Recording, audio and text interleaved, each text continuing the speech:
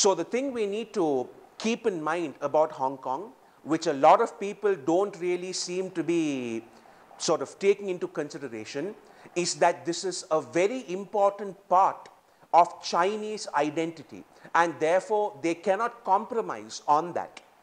Because when we look at the origins of the China-Hong Kong split, it goes down to the Opium Wars and China's defeat at the hands of the British Empire.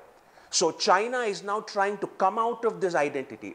China is in a position where it needs to demonstrate to its own people and to the world that essentially it is its own entity and that other global factors cannot really dictate terms to China.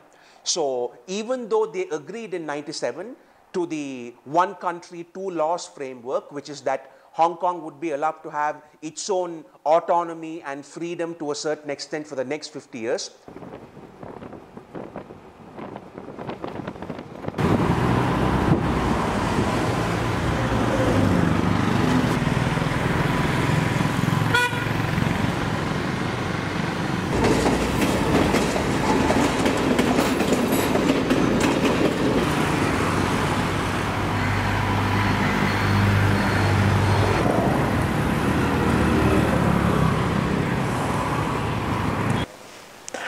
Because of China's dominance in the current era, Western countries, they are finding the way to put China in trap using the human rights issues.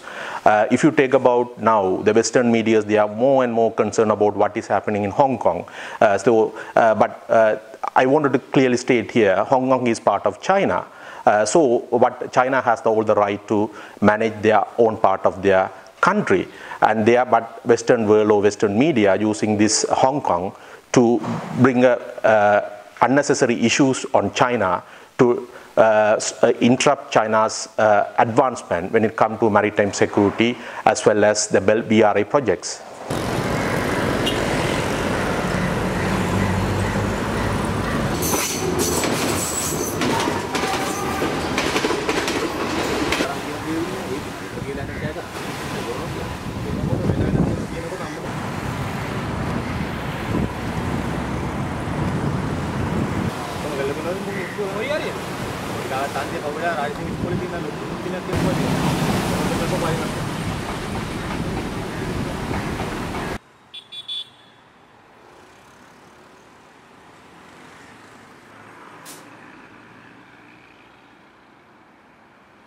What we are seeing is the Chinese with Taiwan and with Hong Kong constantly pressuring them and constantly testing the limits, because this is essential for China's position as a global power, and as China's rival, it is therefore essential for the Americans to try to undermine that process as much as possible with the help of local Hong Kong and Taiwanese resistors. So right now, in terms of China's crackdown on the Hong Kong protesters, in terms of the erosion of democracy and things like that, this is the larger picture that we need to take into consideration, that this is a historical question, a civilizational question about China's identity, and they will therefore not be willing to take it lightly.